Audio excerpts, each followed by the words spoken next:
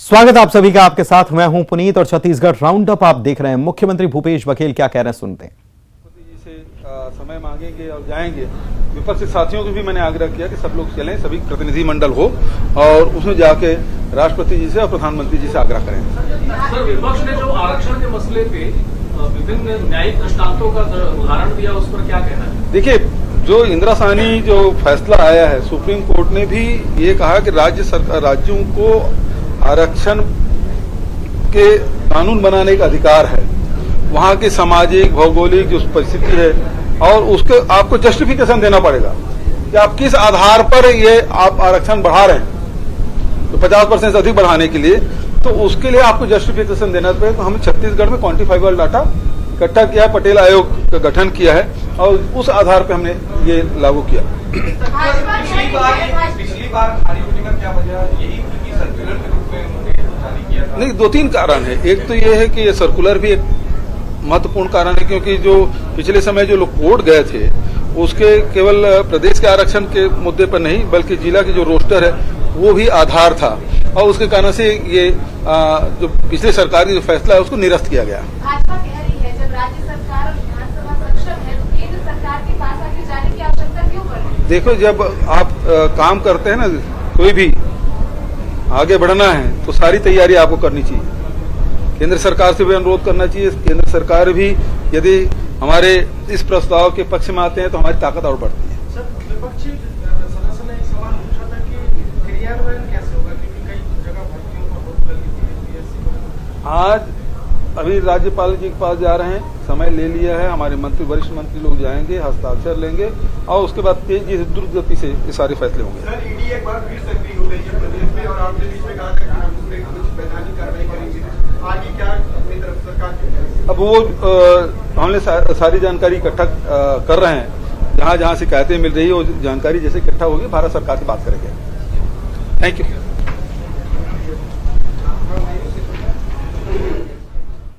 तो रायपुर से इस वक्त की बड़ी खबर आपको बता रहे हैं। विधानसभा में आरक्षण संशोधन विधेयक पास हो गया है और अब प्रदेश में कुल रिजर्वेशन जो होगा वो 76% होगा। इस पर मुहर लग गई है।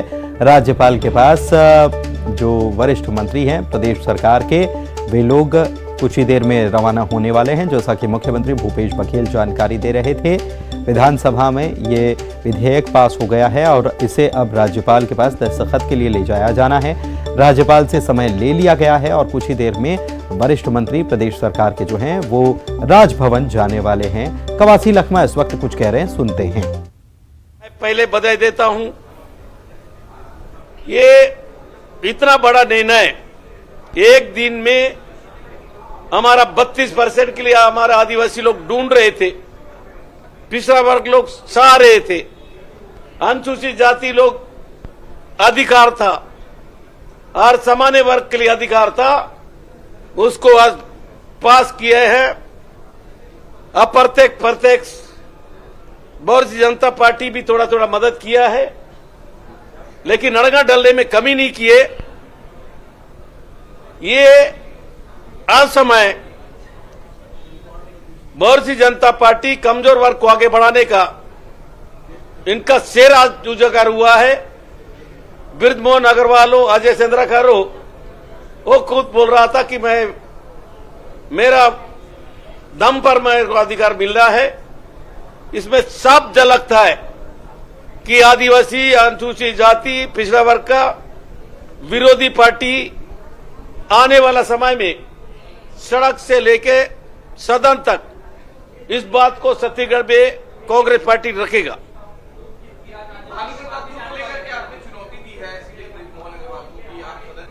आज बृजमोहन अग्रवाल को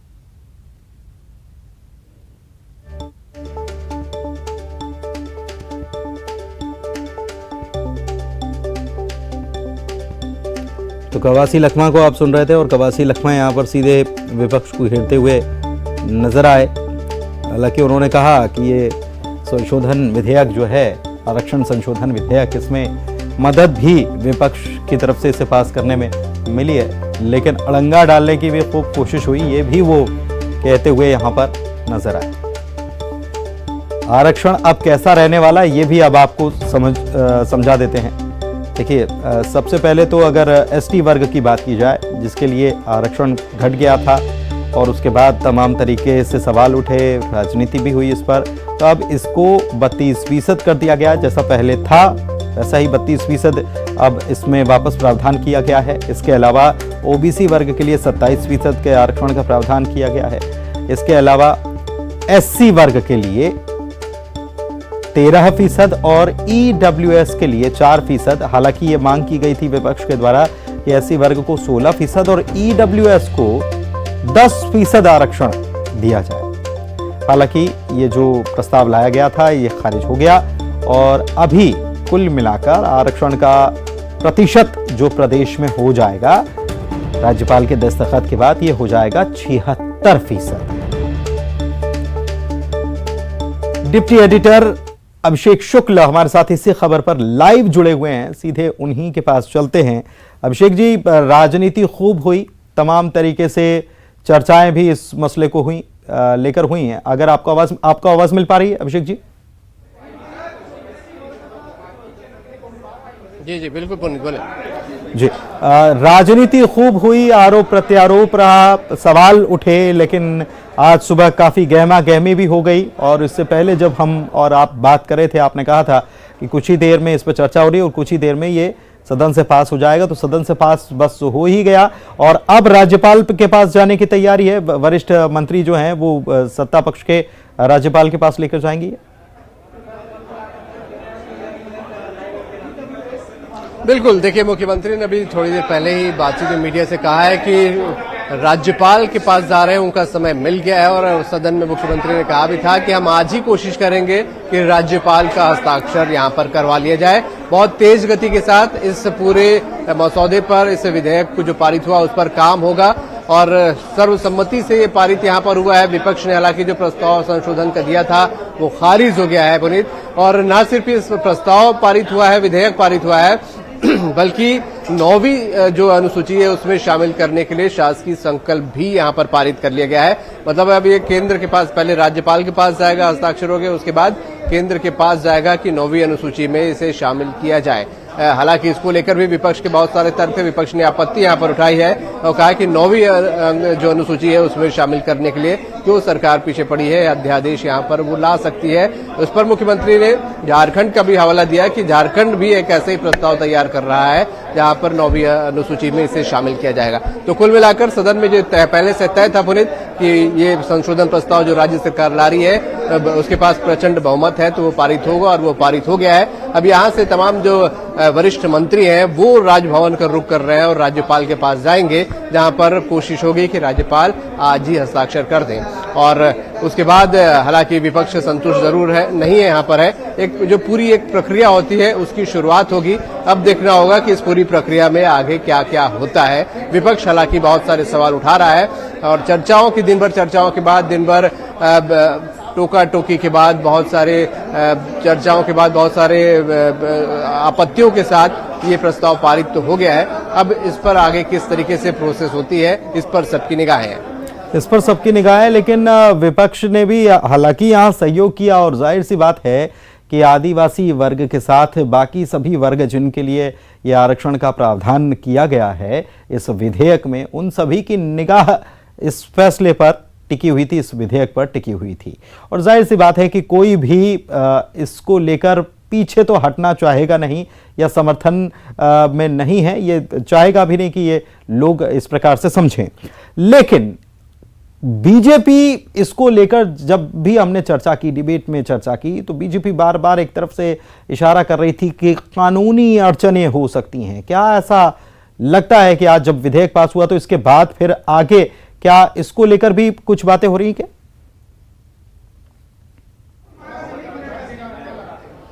बिल्कुल, अभी थोड़ी देर पहले पूर्व मंत्री अजय चंद्राकर से ही बात जब मीडिया से हो रही थी तो उन्होंने इस बात पर कहा, जब मीडिया ने पूछा कि आप 9वीं जो अनुसूची है उसमें शामिल करने के लिए शासकीय संकल्प है उसके विरोध में क्यों थे, तो पूर्व मंत्री अजय चंद्राकर ने कहा कि 9वीं अनुसूची में शामिल करने का विरोध इसलिए कर रहे हैं क्योंकि वो भी न्यायिक समीक्षा के अंतर्गत होती है और यही वजह है कि वो मामला आगे जाकर एक बार फिर से अटक सकता है। ये भाजपा ने यहाँ पर तर्क दिया है। हालांकि कांग्रेस का कहना था कि भाजपा सिर्फ दिखावा कर रही है। अगर 2004 से उसके पास सरकार थी, 2012 में आरक्षण का मामला सामने आया था और उसे प्रस्तुत किया गया था, तो 8 साल तक भाजपा कर क्या रही थी? उसे बहुत पहले ये चीजें कर लेनी चाहिए थी। हमारी सरकार को सिर्फ 4 साल बने हैं और क्वांटिफाइल जो डाटा है उस आयोग के रिपोर्ट के आधार पर हमने इसे प्रस्तुत भी कर दिया है। तो भाजपा पर ढोंग करने का आरोप कांग्रेस ने यहाँ लगाया है। और जो पुनीत, सबसे इम्पोर्टेंट बात है कि जो प्रोसेस है अब उस पर सबकी निगाह है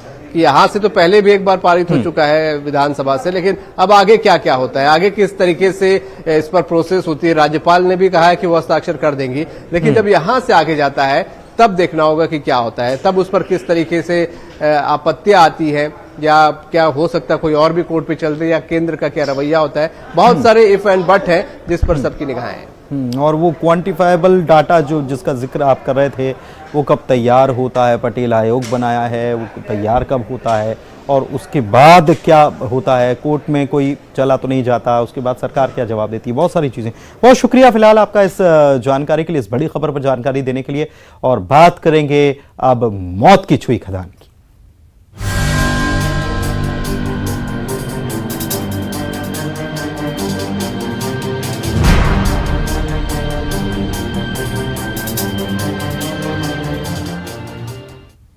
जगदलपुर से खबर आपको बता रहे हैं, जहां पर मुरुम खदान में एक बड़ा हादसा आज पेश आया, जिसमें मलबे में दबकर 6 जानें चली गई। इस हादसे में एक बच्ची समेत 3 लोग घायल भी हुए हैं और ये पूरी घटना नगरनार थाना क्षेत्र के माल गांव की है। शवों को निकाल लिया गया, बाद में काफी देर तक रेस्क्यू ऑपरेशन भी चलाया गया, पोस्टमार्टम के लिए भेजा गया। डिमरापाल मेडिकल कॉलेज में पोस्टमार्टम होगा और इसके बाद परिजनों को शवों को सौंपा जाएगा। वहीं मुख्यमंत्री ने इस हादसे पर दुख जताया है और परिजनों को 4-4 लाख रुपए का मुआवजा मिलेगा, इस बात का ऐलान किया है।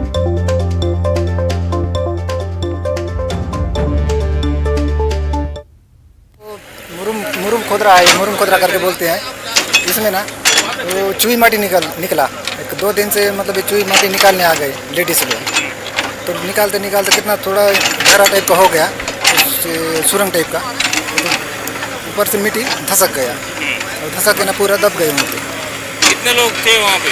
यहाँ पे तो 7-8 लोग ऐसे बताए थे, अभी तो 6-7 लोग तो ऐसे निकाल लिए हैं। मिट्टी है सर, सुई मिट्टी बोलते क्या हैं। करते हैं इससे? इसको घर में पोताई करते हैं। घर में लिपट जी। या हमेशा यहाँ ग्रामीण होकर? नहीं सर, हमेशा नहीं सर, अभी 2 दिन हुआ है इसका, जब निकला हुआ है तब 2 दिन के अंदर ही खुदाई चल रहा था। इससे पहले कभी नहीं आया? कभी नहीं सर, ये 2 दिन हुआ है इसमें। बिलासपुर से खबर है, जहां पर बीते 6 दिनों से गांधीगिरी की तर्ज पर चल रहा शराब दुकान हटाने का आंदोलन खत्म हो गया। इसके बाद गांधी की वेशभूषा में अनिश्चितकालीन भूख हड़ताल पर बैठे संजय सिंघानिया को जूस पिलाकर हड़ताल खत्म कराई गई। बता दें कि सरकंडा क्षेत्र में बीते 6 दिनों से शराब दुकान को हटाने के लिए वार्ड के लोग हड़ताल पर थे।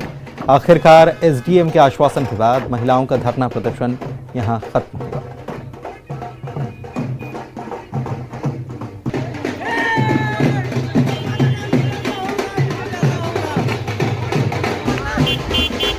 जी, हमारी मांग थी कि बंधुआपारा से ये शराब भट्टी को कहीं और ले जाया जाए, क्योंकि बीच बस्ती में शराब दुकान है और स्कूल है।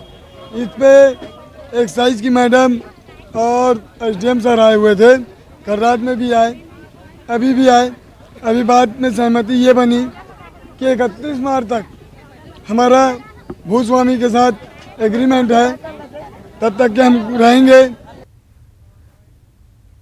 बिलासपुर से खबर आपको बता रहे हैं, शहर में अवैध प्लॉटिंग के खिलाफ कार्रवाई हो रही है और नगर निगम ने ये बड़ी कार्रवाई को अंजाम दिया है। तिफरा में अवैध प्लॉट पर बने रोड और बाउंड्री वॉल के साथ फेंसिंग पर बुलडोजर चला दिया गया। 5 एकड़ जमीन पर अवैध रूप से प्लॉटिंग कर दी गई थी। लोगों को आने जाने में दिक्कतें हो रही थी, जिसके बाद ये कार्रवाई की गई है।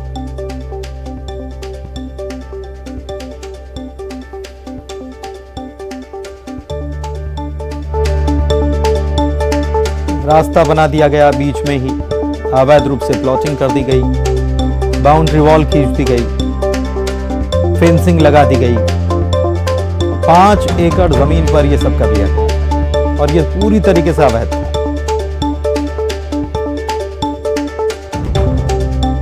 बिलासपुर में बड़ी कार्रवाई नगर निगम की तरफ से हुई है।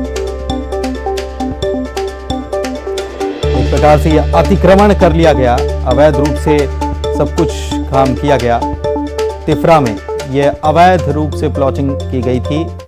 विनोद हमारे संवाददाता हमारे साथ ज्यादा जानकारी के साथ जुड़े हुए हैं फोन लाइन पर। विनोद, क्या जानकारी इस पूरी कार्रवाई को लेकर आज जो हुई है? देखिए, ये जो कार्रवाई हुई है ग्राम पंचायत तिफरा के अंतर्गत शहर से लगा हुआ इलाका है घुरू का, वहां पर लगातार ये शिकायतें मिल रही थी कि कुछ रसूखदार लोगों ने, जिनकी संख्या लगभग आधा दर्जन के आसपास है, ये आवागमन को अवरुद्ध करते हुए अवैध प्लॉटिंग तो कर ही रहे थे, साथ ही दुकानों का निर्माण जो निर्धारित जगह है वहां से ज्यादा किया हुआ था, कहीं पर बाउंड्री वॉल बनाई हुई थी। तो लगातार शिकायतें मिल रही थी और इस समय पूरी तरह से नगर निगम जो है एक्शन मोड पर है पुनीत, और लगातार कार्यवाही कर रहा, खासतौर पर अतिक्रमण को लेकर के और अवैध प्लॉटिंग को लेकर के। अभी लगातार 3-4 दिनों से अतिक्रमण जो दस्ता था वो कार्यवाही कर रहा था, और अब एक बार फिर से नगर निगम की जो नई टीम है वो सक्रिय हुई है, और ये टीम सीधे तौर पर जो अवैध प्लॉटिंग कर रहे हैं या सड़क पर आवागमन को अवरुद्ध किया हुआ उस पर कार्यवाही कर रही है। तो आज ये बड़े पैमाने पर कार्यवाही की गई, जिसमें अवैध प्लॉटिंग को ध्वस्त किया गया, जो इमारतें खड़ी हुई थी उनको ध्वस्त किया गया, दुकानों को तोड़ा गया, और जो बाउंड्री वॉल बनी हुई थी उस पर बुलडोजर चलाया निगम के द्वारा। जी, यह अवैध प्लॉटिंग जो की गई, जाहिर सी बात है कुछ लोगों ने भ्रम में पड़कर इस जमीन को, प्लॉट को खरीद भी लिया गया होगा उनके द्वारा, तो ये उनके लिए भी बहुत बड़ा नुकसान है। देखिए, अभी तो ये बहुत ज्यादा स्पष्ट नहीं हो पाया पुनीत कि ये जो अवैध प्लॉटिंग की गई थी क्या उसे बेच दिया गया था या अवैध प्लॉटिंग करके बेचने की तैयारी में थे। लेकिन लगातार इस तरह की शिकायतें बार बार सामने आती हैं कि बहुत सारे भूमाफिया जो है रसूख के चलते अवैध प्लॉटिंग कर रहे हैं, उनका बिक्री कर रहे हैं, और कहीं पर भी टाउन एंड क्लंटी प्लानिंग के तहत उन्होंने काम नहीं किया है। तो ये तमाम चीजों की जब जांच हो रही है उसके बाद ये खुलासे हो रहे हैं, और उसके बाद तत्काल निगम जो है एक्शन मोड में आकर इस तरह की कार्यवाही कर रहा है। तो निश्चित तौर पर एक अपने आप में बड़ा सवाल है कि अगर प्लॉटिंग करके बेच दिया गया होगा तो फिर वो लोग कहाँ जाएंगे जिन्होंने अपने सपने सजाए थे मकान बनाने के या प्लाट खरीदने के। तो निश्चित तौर पर वो भी कार्यवाही का हिस्सा होगा, लेकिन अभी फिलहाल जो कागजात हैं उनको छाना बीना जा रहा है और इस लिहाज से कार्यवाही की जा रही है। बहुत शुक्रिया आपका इस जानकारी के लिए विनोद।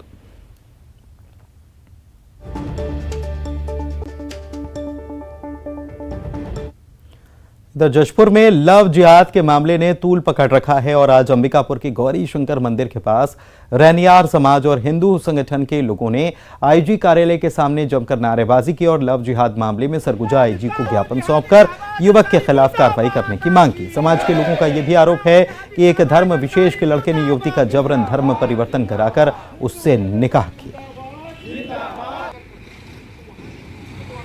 एसपी कार्यालय को हम लोगों ने सूचना दी है। एसपी कार्यालय ने हमको कहा कि 24 घंटे का हमको समय दिया जाए, हम जांच करके और हम आपको कार्रवाई से अवगत कराएंगे।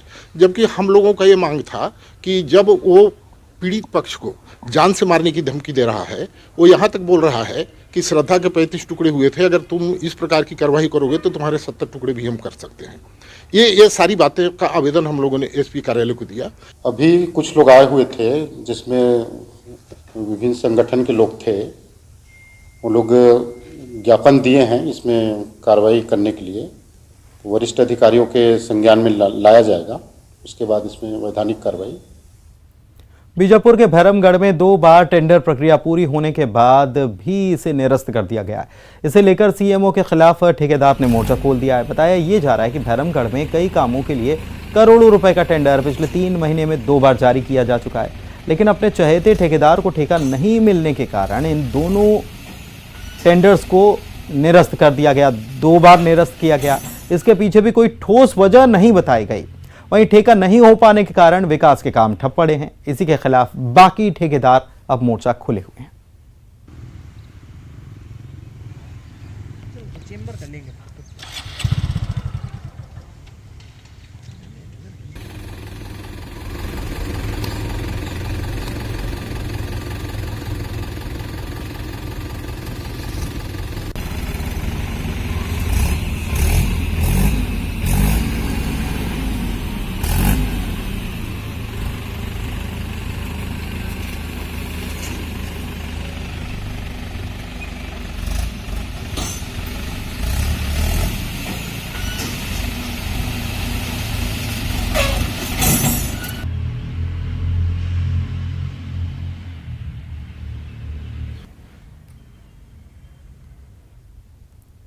और एक बड़ी खबर इस वक्त ओडिशा से आपको बता रहे हैं।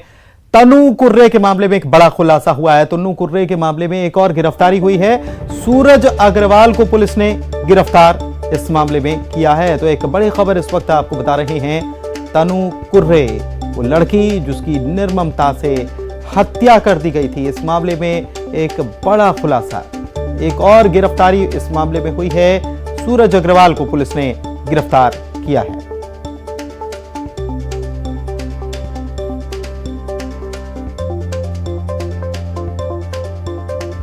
ये बड़ी खबर इस वक्त ओडिशा से आपको बता रहे हैं। तनु कुर्रे मामले में बड़ा खुलासा, गिरफ्तारी हुई है, एक और गिरफ्तारी हुई है।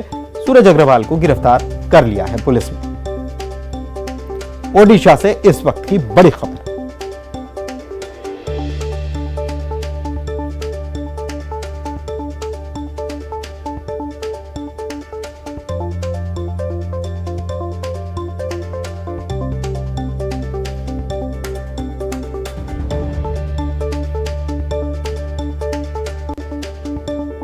तो मामले में खुलासा हुआ है, एक बड़ा खुलासा हुआ है और गिरफ्तारी भी हुई है। एक और गिरफ्तारी हुई है। सूरज अग्रवाल नाम के शख्स को गिरफ्तार किया गया। तनु कुर्रे का यह मामला आपको पता ही है। इसको लेकर खासा आक्रोश लोगों में है। निर्ममता से हत्या हो गई थी और इसी मामले की जांच पुलिस लगातार कर रही है और सूरज अग्रवाल को पुलिस ने गिरफ्तार किया। एक और गिरफ्तारी हुई है। बड़ा खुलासा भी इस मामले में हुआ।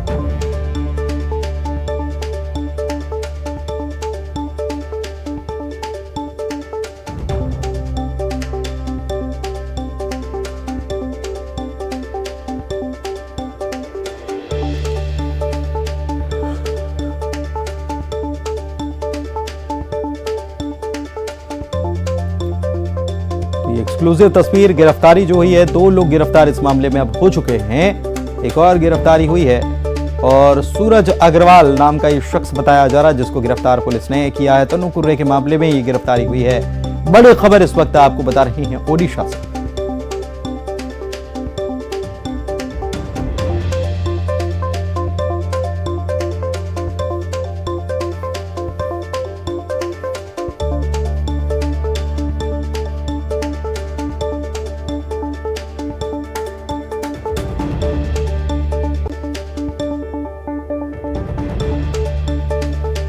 हमारे संवाददाता चंद्रभानु इस वक्त हमारे साथ जुड़े हुए हैं फोन लाइन पर। उनसे जानकारी लेते हैं इस मामले में। क्या जानकारी आपके पास तनु कुर्रे मामले में जो खुलासा हुआ है, क्या बड़ा खुलासा हुआ है? सबसे पहले मैं कह दूं कि सचिन अग्रवाल अकेले नहीं था, सचिन के साथ सूरज अग्रवाल भी जुड़े हुए हैं, क्योंकि सूरज अग्रवाल के पास से एक पिस्तौल और कुछ गोली बरामद की है पुलिस। और अब तक जो कहानी है, 2 गिरफ्तार हुए हैं, आज उनको कोर्ट में पेशी किया जाएगा।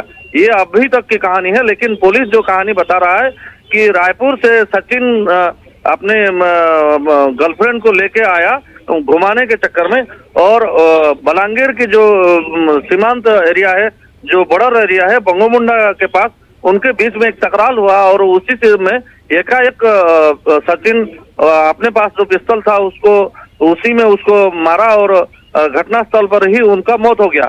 और डेड बॉडी को डिस्पोज करने के लिए बंगोमुंडा से करीब 25-30 किलोमीटर तुरेकेला कॉलेज के आसपास एक जंगल में उसको जला दिया गया और उसी में उसका आइडेंटिफाइड, जैसे किसी को न पहचान न पाए, परिचय जैसे ना मिले, ऐसे व्यवस्था कर दिया। और साथों साथ वो चला गया और अपने पास जो पिस्तौल था वो पिस्तौल सूरज को दे दिया और वो एब्सकॉन्ड हो गया, फरार हो गया। अभी तो की कहानी पुलिस जो बता रही है यहाँ की प्रेस के, इसके साथ ही वो बोल रही है कि कार अभी तक बरामद नहीं हुआ है, जिन कार में ये दोनों आए थे। और एक बात मैं बोलना चाहूंगा कि ये जो हत्याकांड है ये 2 नहीं है, और कुछ आदमियों की भी संपृक्ति पुलिस आशा कर रही है। तो जैसे जैसे इंक्वायरी बढ़ेगा तब तक और एक आध आदमी गिरफ्तार होंगे बोल के प्रेस मीट में आज बोले हैं जी। और ये जो सूरज अग्रवाल बताया जा रहा है, जिसको नए शख्स को गिरफ्तार किया है, ये कौन है? आरोपी का क्या मित्र है, भाई है, कौन है? देखिए, सचिन अग्रवाल रायपुर में रहता है और एक जहां तक हमारा काम ये है, तो ये सीमेंट और छड़ का जो बिजनेस है, ये होलसेल सुपर स्टॉकिस्ट है और कांटाबांजी में सूरज अग्रवाल रहता है। ये रिटेल सीमेंट और छड़ का व्यापारी है, व्यवसायी है। तो इनके साथ व्यवसाय के साथ साथ दोनों एक ही शहर से जुड़े हुए हैं, तो अपने आप में एक पारिवारिक संबंध भी है। तो जान पहचान जैसे है, उसी के सिलसिले में वो अपना पिस्तौल वहां छोड़ दिया और चला गया है। अभी तो की कहानी ये बता रहा है कि सूरज की संपृक्ति सिर्फ इलीगल आर्म एंड आर्मिनेशन रखने के हिसाब से पुलिस उसको गिरफ्त किया है, लेकिन वो कहानी में मर्डर मामला में वो कितना संपृक्ति है उसको और ज्यादा इंक्वायरी करने से पता चलेगा। क्या हम ये कह सकते हैं कि पुलिस को इस बात का भी शक है कि ऐसी कोई और वारदात भी पहले इन लोगों के द्वारा की गई है, इसको लेकर भी पुलिस जांच करेगी? अब देखिए, अभी पुलिस जहां तक बता रही है कि उनको रिमांड में लाया जाएगा और ज्यादा पूछताछ किया जाएगा। अभी तक की कहानी जैसे बताया जा रहा है कि कार में लाए थे, कार में ड्राइवर था या ये दोनों थे, सचिन और तन्नू। तो अगर ड्राइवर था तो ड्राइवर कौन था? चलिए, ठीक है। बहुत शुक्रिया आपका इस जानकारी के लिए। बुलेटिन में इतना ही।